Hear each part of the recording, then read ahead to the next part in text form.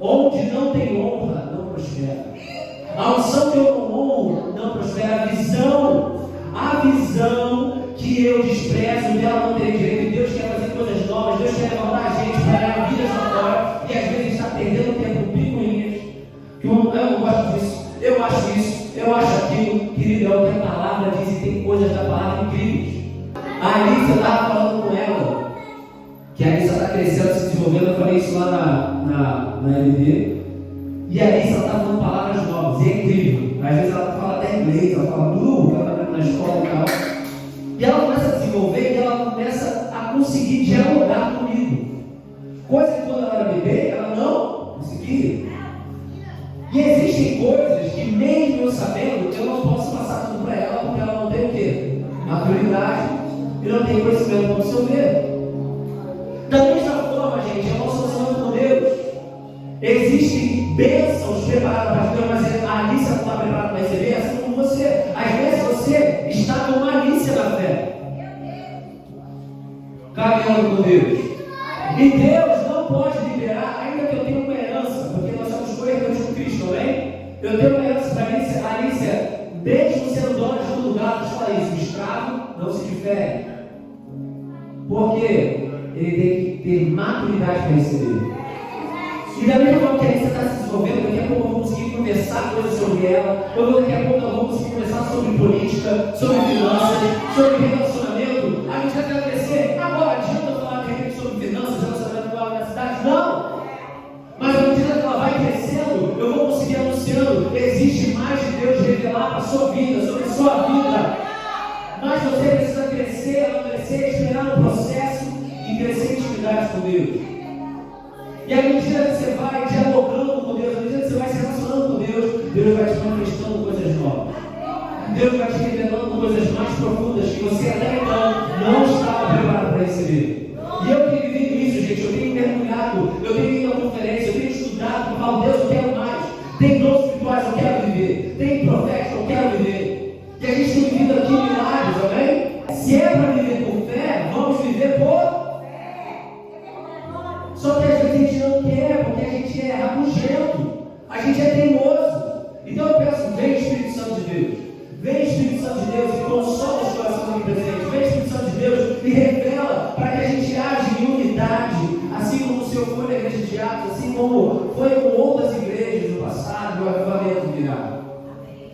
Porque enquanto houver o ego na frente do Evangelho, as coisas não acontecem.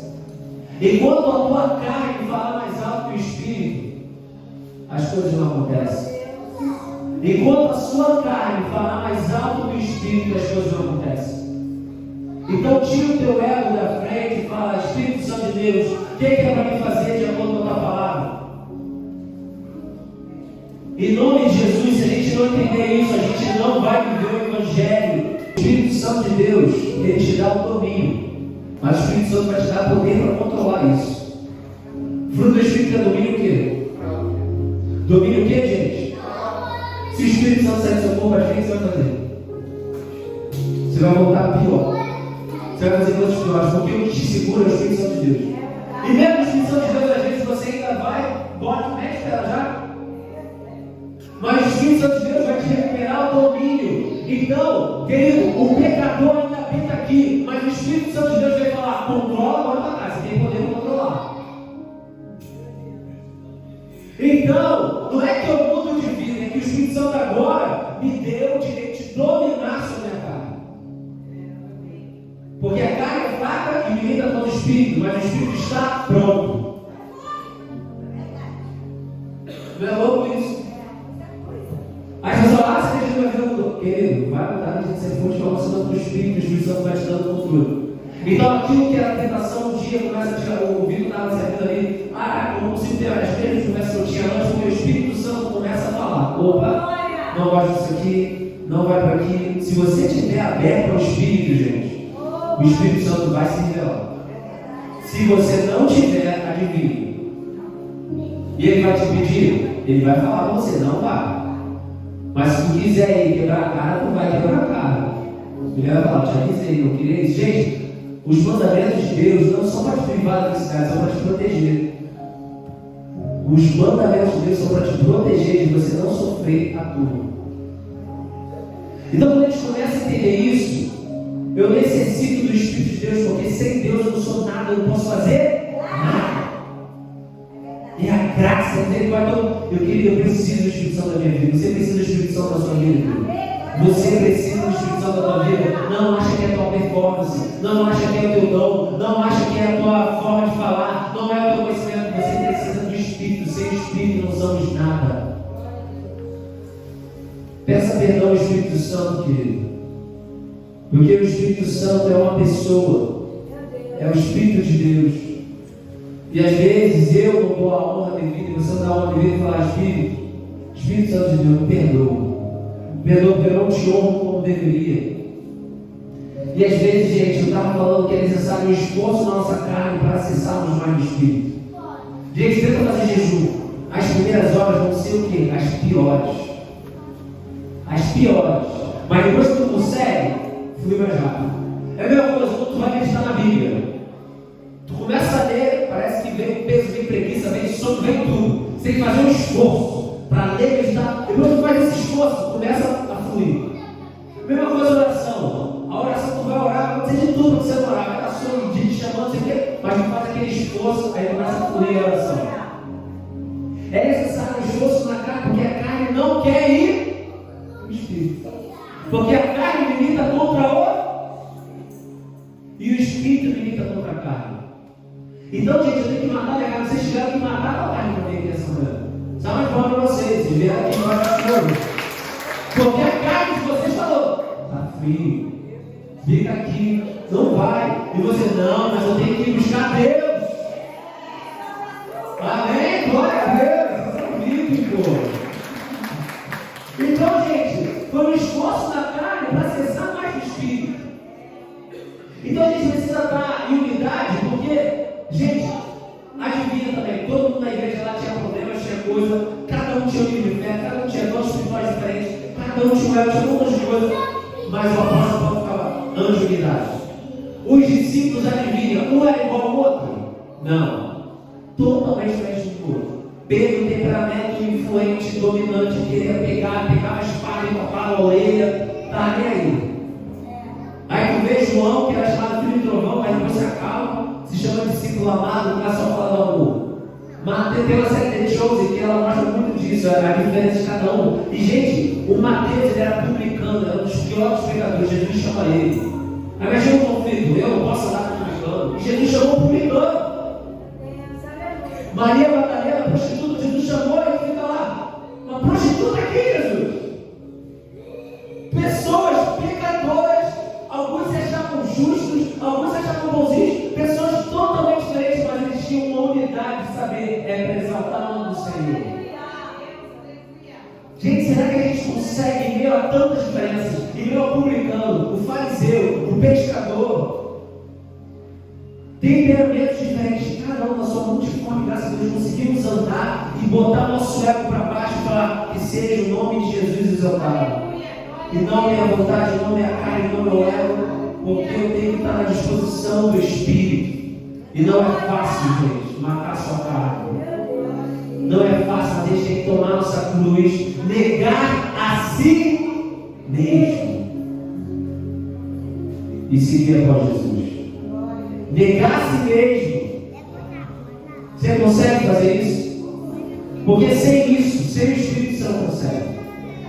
E sem o Espírito, e sem negar a si mesmo, você não vai seguir a Jesus. Querido, existe algo maior para nos unir do que diferenças para nos separar. Existe algo maior para nos unir do que diferenças para nos separar. Eu posso ter várias diferenças, pode ser de pensamento, pode ser de política, pode ser de teológica, pode ser, mas se a gente concordar em uma coisa: Jesus Cristo é o Senhor. Isso é mais suficiente para a gente andar junto e colocar nosso ego na cruz e falar: Deus, seu nome seja exaltado. Seu nome seja exaltado. Eu coloco meu ego debaixo da cruz, eu crucifico meu eu lá todos os dias e falo: Jesus, teu nome seja exaltado. Porque existe algo maior para nos unir. Foi isso que fez os apóstolos se unirem no nome de Jesus. Apesar de todas as diferenças, um ou detestando o outro, ou aprendeu a odiar o outro na sua religiosidade. Mas Jesus veio ensinar o que é o amor. O que é, apesar das diferenças, andar em unidade. Porque unidade não é todo mundo andar igual, mas andar no mesmo sentido. Unidade não é uniformidade. Uniformidade não nos veste a mesma roupa. Unidade, eu posso estar com roupa diferente, mas temos a mesma mente, o mesmo modo de falar, de pensar e agir para a glória de Deus. E eu não estou aqui para ser brecha de Satanás na igreja, para espalhar divisão. Eu estou aqui para seguir a visão que Deus tem dado para essa igreja. E querido, quando eu decidi aceitar o desafio de ser pastor aqui para essa igreja, eu sou um cara, gente, totalmente, eu não gosto de rótulo, eu não gosto de coisa, eu sou um cara que tento me aproximar ao máximo assim de ser, eu até falo isso, às vezes pode ser até um mal meu ou uma diferença minha. Que eu gosto de me envolver, gosto de brincar, de zoar, de não sei o que, de abraçar. E eu acho muito legal também quando as pessoas chegam na nossa igreja e falam assim, eu não esqueço do pai do Lucas, quando ele estava no ponto de pregação assim, ele falou, cara, vocês são tudo iguais, não dá para ver que é diferente da local. Aí eu lembrei de Jesus. Jesus teve que ser atraído com o quê? Com um beijo. Porque eles eram todos iguais. E tem noção? Por andar com Jesus, como estão tão iguais a Jesus que não sabiam quem ele era.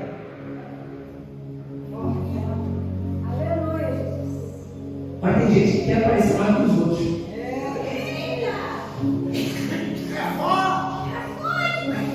É muito louco o João falando. Ele dá um beijo, a gente não sabe quem está o Jesus. Isso é humildade. E eu acho isso legal. Eu falo, pô, quem é meu pastor? Aquele cara maravilhoso que eu vi. E eu falo, cara, é a pessoa do. Não é a casa do futuro. Jesus começou a ministério com 30 anos. Se for pensar assim, começou novo.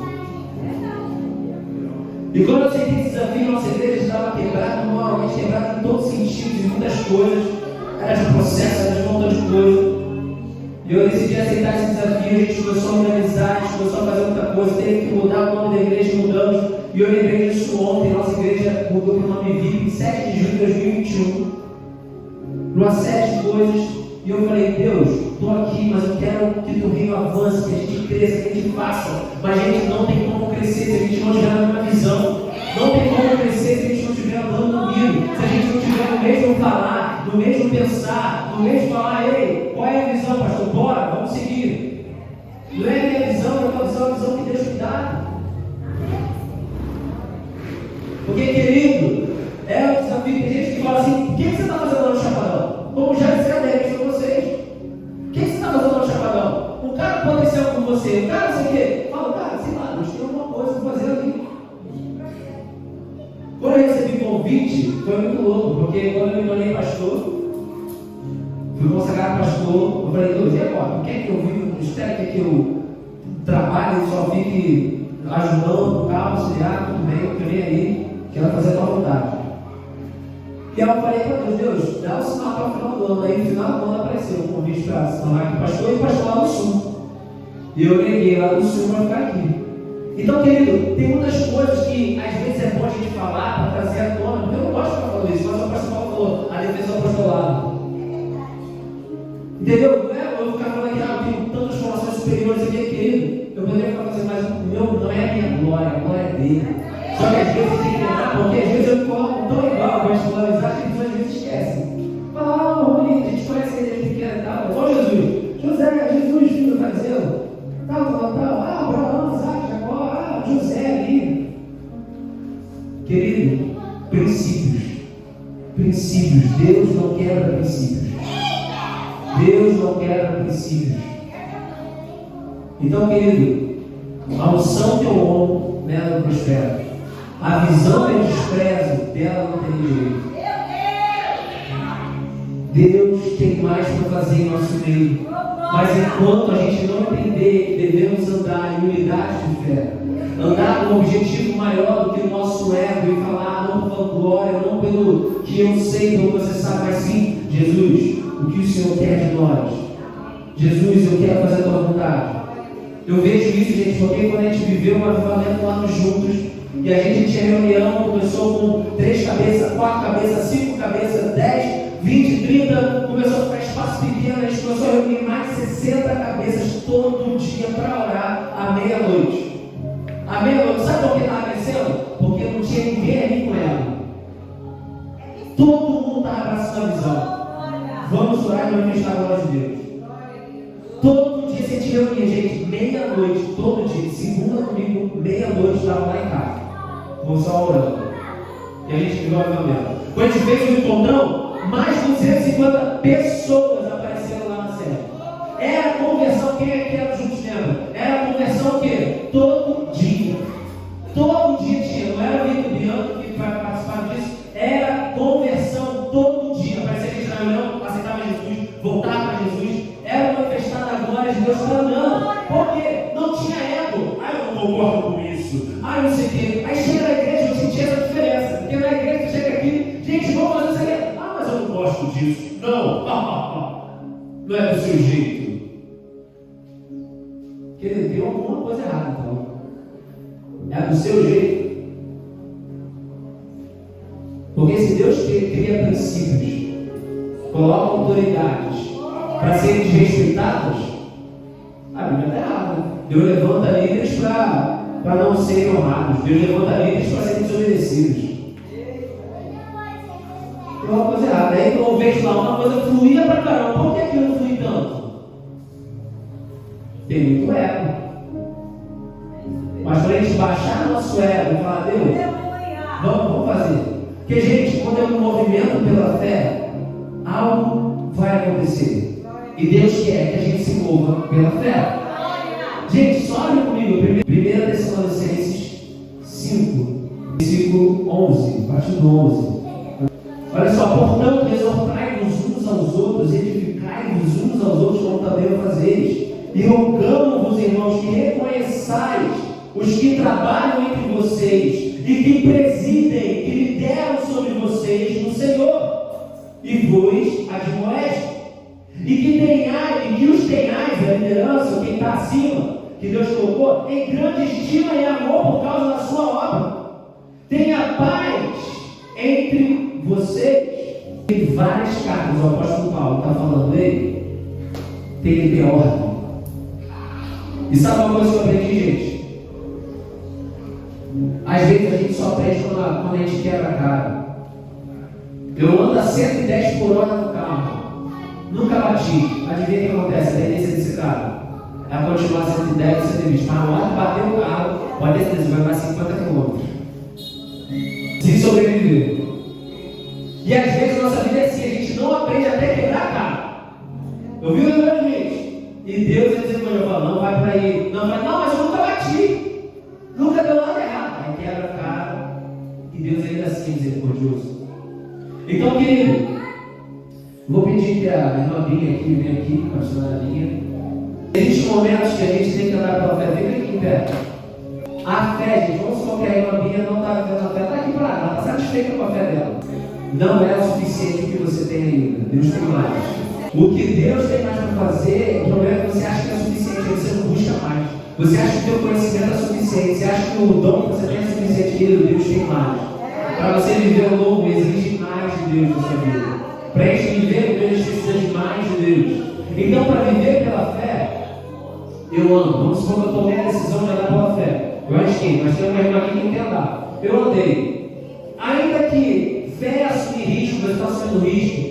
Pode dar errado. Vou abrir uma empresa. Pode dar errado? Pode. Vou começar o ministério, vamos avançar, vamos explodir, vamos abrir uma outra igreja. A gente tem que expandir, tem que fazer algo pela fé. Não é fazer algo que a gente anda condicionado pela nossa condição, mas sim condicionado pela fé. Deus, você tem visão de crescimento, então vamos crescer, vamos lá pela fé. O que pode dar errado? Eu voltar para as cartas zero, onde eu estava.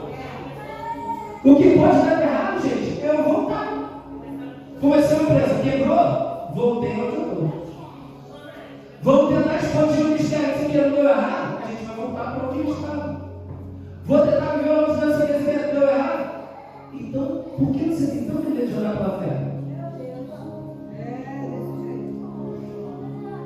Vou começar o relacionamento, tá lá, vai ser errado.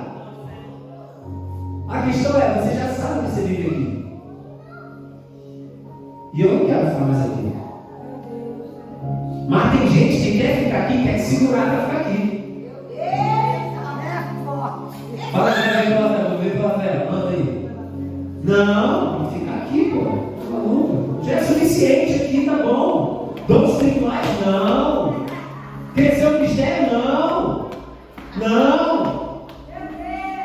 Aí a igreja não avança, você não avança na vida, porque você não anda pela fé. Qual é o risco de andar pela fé? É eu voltar para onde eu estava. Querido, não se você, a questão é que eu já sei aonde eu estou. Você já sabe onde está. Já sabe como é viver sem fé.